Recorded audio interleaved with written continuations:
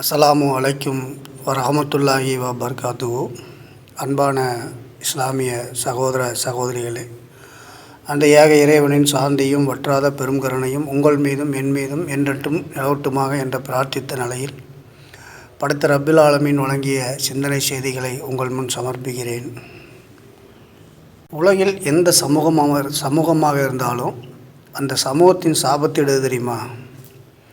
அந்த சமூகத்துக்கு நீ யார் என்று சொல்வதுதான். அந்த சமூகத்துக்கு அந்த சமூகம் யார் என்று சொல்வதை விட ஒரு சாபக்கேடு, அவமானகரம் எதுவுமே இல்லை. அப்படி தான் இந்த இஸ்லாம் அதன் தூய்மையை இஸ்லாமியருக்கு சொல்ல வேண்டிய ஒரு கேவலமான நிலைமையில் தான் சமுதாயம் இருந்துகிட்ருக்கு. இப்படிப்பட்ட சூழ்நிலையில் நம்ம ஏன் இந்த நிலை அப்படின்னு பார்க்குறதுக்கு முன்னாடி உமர் ரலியல்லாஹு அன்ஹு அவர்களுக்கு முன், உமர் ரலியல்லாஹு அன்ஹு அவர்களுக்கு பின் அப்படிங்கிறது தான் இஸ்லாத்தை பார்க்க வேண்டிய நிலைமை. அலையாய் சமூகத்தை நோக்கி பித்னா வரும் அப்படின்னு ரசூல் ஸல்லல்லாஹு அலைஹி வஸல்லம் முன்னறிவிப்பு செஞ்சுருந்தாங்க. அந்த பித்னாவை பற்றி உமர் ரலியல்லாஹு அன்ஹு வினவும் போது ஒருத்தட்ட, அந்த பித்னாவின் வாசல் நீங்கள் தான், நீங்கள் இருக்கிற வரைக்கும் அது வராது, நீங்கள் கவலைப்படாமல் இருங்க அப்படின்னு சொன்னாங்க. அதே மாதிரி உமர் ரலியல்லாஹு அவர் காலத்துக்கு பின் பித்னாக்கள் பயங்கரமாக வர இருந்துச்சு. குறிப்பாக சொன்னால் சஹாபாக்கள், தாபீன்கள், தாபீன்கள், அதுக்கப்புறம் இந்த சமூகம் சந்தித்த பித்னாக்கள் இருக்குல்ல, சமூகத்தில் ஏற்பட்ட குழப்பங்கள், பித்னாக்கள் அல்லாவே கொஞ்சம் நஞ்சம் கிடையாது. அது இன்னி வரைக்கும் இருந்துக்கிட்டு இருக்கு. இதுக்கு காரணம் என்ன அப்படின்னு கேட்டால், சஹாபாக்கள் காலத்தில், அதுக்கப்புறம் தாபீன்கள் காலத்தில், தாபீன் காலத்துக்கு அப்புறம் முனாஃபிக்குகள், அல்லாஹ்வோட தூதர் காலத்திலே முனாஃபிக்குகள் இருந்தாங்க. அந்த முனாஃபிக்குகள் தலை தூக்க ஆரம்பிச்சிட்டாங்க. ஏன்னா பிரச்சாரம் கம்மியாகிடுச்சு. பிரச்சாரம் அல்லாஹ்வோட தூதர் காலத்தில் இருந்த மாதிரியும், சஹாபாக்கள் காலத்தில் இருந்த மாதிரி, தாபீன்கள் காலம், தாபீன் காலத்தில், இமாமுல் காலத்தில் இருந்த மாதிரிலாம் இல்லை.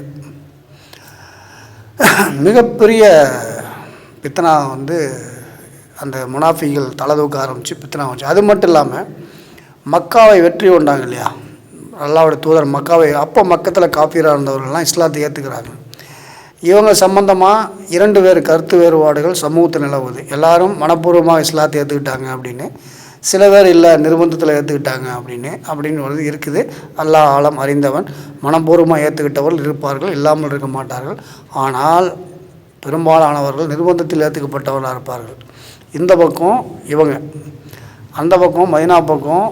இந்த ஒட்டுமொத்த இஸ்லாமுக்கட்டு இப்போ வரைக்கும் அந்த பித்னா தலைதோங்கி நிற்கிற காரணம் இப்போ வரைக்கும் தலைதோங்கி. இதை அந்த காலத்து இமாமுகள், தாபீனுக்கு அப்புறம் வந்த இமாமுகள் வரைக்கும், இப்போ இருக்கக்கூடிய வரைக்கும் எல்லாரும் அதை காப்பாற்றப்படாத பாடு பார்த்துட்டு இருக்காங்க. அவங்க தான் ஏகத்துவவாதிகள்.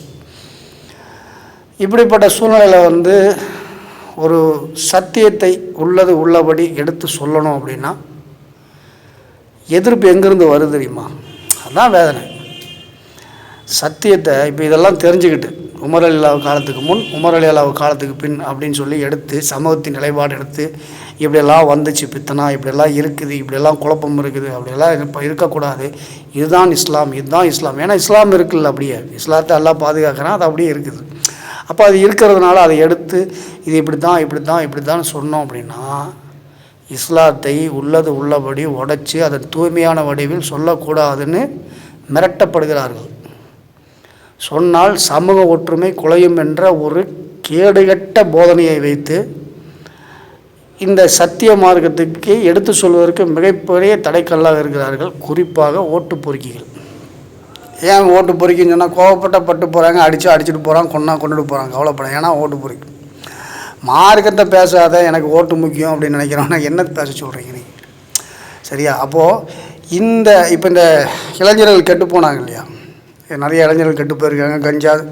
இதுக்கு காரணமே இந்த ஓட்டு பொறுக்கிகள் தான்.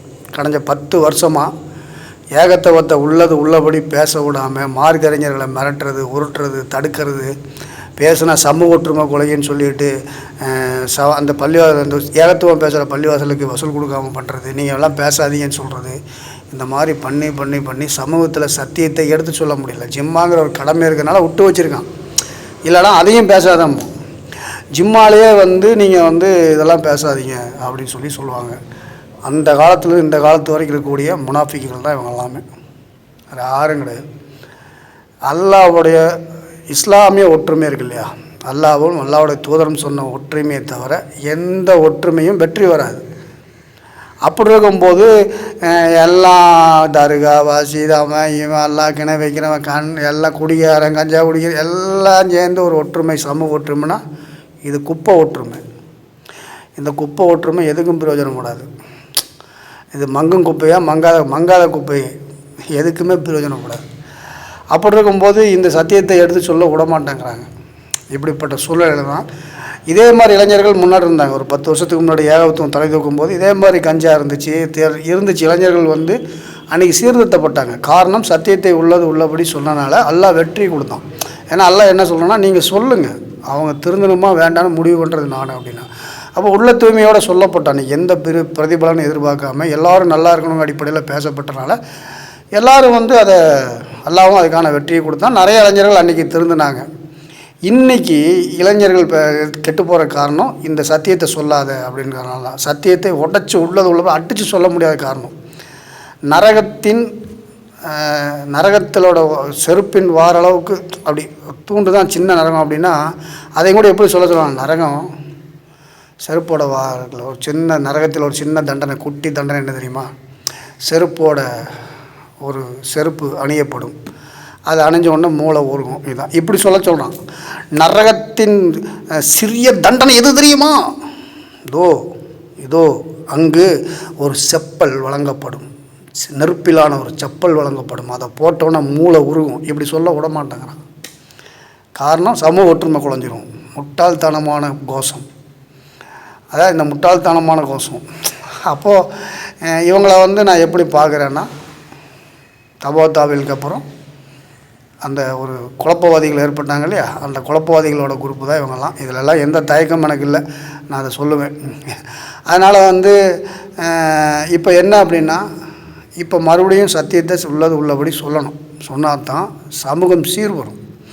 சத்தியத்தை பயங்கரமாக கடைப்பிடிக்கணும், அப்போ தான் சமூகம் சீர்படும். அதனால் பிரிஞ்சு போகிறவன் மனைவியாக இருந்தேன்னா சத்தியத்தை உள்ளபடி தூக்கி பிடிக்கும்போது பிரிஞ்சு போகிறோம். எவன் பிரிஞ்சு போனால் நமக்கு என்ன, அது நமக்கு தேவையில்லாது. ஆனால் வலுவாக பற்றி பிடிக்கும்போது அல்லாஹ்ட்டேருந்து உதவி கிடைக்கும். அந்த உதவி மூலிமா வந்து நம்ம ஒரு மன நிம்மதியோட, ஒரு பாதுகாப்போட, அப்படியே எதிர்ப்பு இருந்தாலும் எதிர்த்து நிற்கக்கூடிய தெம்போடு வாழ முடியும். சரிய வேண்டியதில்லை, எங்கேயும் சரிய வேண்டியதில்லை, ஈமானை இழந்து சரிய வேண்டியதில்லை. அரசியலுக்கு போனால் தான் இது கிடைக்கும், எம்எல்ஏ ஆனால் தான் பாதுகாப்பு, ஒன்றும் கிடையாது. எம்எல்ஏ இருந்தும் 15 வேளாம்பாளைய பள்ளிவாசலை காப்பாற்ற முடியல. இன்னி வரைக்கும் எங்கேயும் பள்ளிவாசல், முஸ்லீம் மகளாக்கள் பெருகுது, எங்கேயும் பள்ளிவாசல் கட்ட முடியல. எம்எல்ஏக்கள் இருந்து எத்தனையோ சாதனைகள் வந்து பண்ண முடியல. கடைசியில் வந்து ஓட்டு போகிறக்கப்போ என்ன ஆச்சு தெரியுமா, ஒரு கட்டத்தில் என்ன ஆனாங்க தெரியுமா, இவங்க வெறும் முஸ்லீம் ஓட்டை மட்டும் வச்சு பிழைக்க முடியாது, இஸ்லாம் அல்லாதவர்கள் ஓட்டை வச்சு பிழைக்க முடியும் அப்படிங்கிறதுக்காக கடைசியில் முஸ்லீம்களுக்கு ஒரு மேலே இருக்க அன்பை கொண்டு போய் அவங்க மேலே வச்சுட்டாங்க. தப்பு இல்லை, வச்சுட்டு தொப்புள் கொடி உறவு அவங்க மேலே அதிகமான கரிசனங்கள். ஏன்னா அவங்க ஓட்டை வாங்குறதுக்காக, அது சுயநலம், அதை அவங்க புரிஞ்சுக்கிறது இல்லை. நிறையா பேர் புரிஞ்சுக்கிட்டவங்க இருக்கிறாங்க, புரிஞ்சுக்கிறது இல்லை. இப்படித்தானே தவிர உண்மையாக உள்ள தூய்மையோட அல்லாஹ்வுக்காக எல்லாத்தையும் நேசிக்கிறவங்க இல்லை. அப்போ என்னன்னா, இது வந்து இந்த ஒற்றுமை கோஷம், வெட்டி ஒற்றுமை கோஷம் குலைக்கப்பட வேண்டும். உள்ள சத்தியம் உள்ளபடி சொல்லப்பட வேண்டும். அது யாருக்கும் சங்கடமாக இருந்தாலும் கவலைப்படக்கூடாது, உள்ளபடி சொல்ல வேண்டும். தபோத்தாவினுக்கு அப்புறம் ஏற்பட்ட இந்த குழப்பங்களை இமாம்கள் தான் காப்பாற்றிட்டு வராங்க. இன்றைக்கி இமாம்கள் நீங்கள் இருந்துட்டு தான் இருக்கிறீங்க. நீங்கள் அதை வந்து ஓப்பனாக சொல்லணும். அப்படி நீங்கள் சொல்லலை அப்படின்னா இன்னும் சமூகம் வழிகட்டு வீணாக போயிடும். எல்லாரும் மறுமையில் நிற்கணுங்கிற நம்பிக்கை நினச்சிங்க, நிற்கணும், நின்று ஆகணும். நீங்கள் நிற்கலை அப்படின்னா அவ்வளோதான். மிகப்பெரிய வேதனை என்ன தெரியுமா, சத்தியத்தை சொல்வதற்கு முஸ்லீம் எதிர்க்கிறது தான். முஸ்லீமுங்கிறவன் சத்தியத்தை ஆர்எஸ்எஸ்ஸோ பிஜேபி ஏற்றா கூட பரவாயில்ல, அல்ல அப்படி சிந்திச்சாலே எனக்கு என்னமோ மாதிரி இருக்குது. எப்படி சிந்திக்கிறதே தெரியல. யார் எதிர்க்கிறது சத்தியத்தை சொல்கிறது, அல்லாவோட சத்தியத்தை சொல்கிறது. அப்போ இவங்களெல்லாம் எந்த லிஸ்ட்டில் வச்சு பார்க்குறது? முனாஃபிக்கை விட மோசம். முனாஃபிக்கும் கூட கரெக்டாக தொழுக வந்துட்டுருந்தான், சத்தியத்தை கடைப்பிடிக்கிற மாதிரி நடிச்சிட்டு இருந்தான். அது கூட இல்லை. எல்லாம் காப்பாற்றணும். எப்படி ரொம்ப சிரமமாக இருக்குது, இங்கே எப்படி இருக்கிறதுங்கிறதே பயமாக இருக்குது. இது நிற்கலாமா இல்லை எங்கேயாவது போயிடலாமா தனிமையாக அப்படிங்கிற மாதிரி ஒரு பயமாக இருக்குது. ரொம்ப வேதனையாக இருக்குது, ரொம்ப வேதனையாக இருக்குது. சத்தியத்தை சொல்கிறதுக்கு முஸ்லீம் எதிர்க்கிறது ரொம்ப வேதனையாக இருக்குது.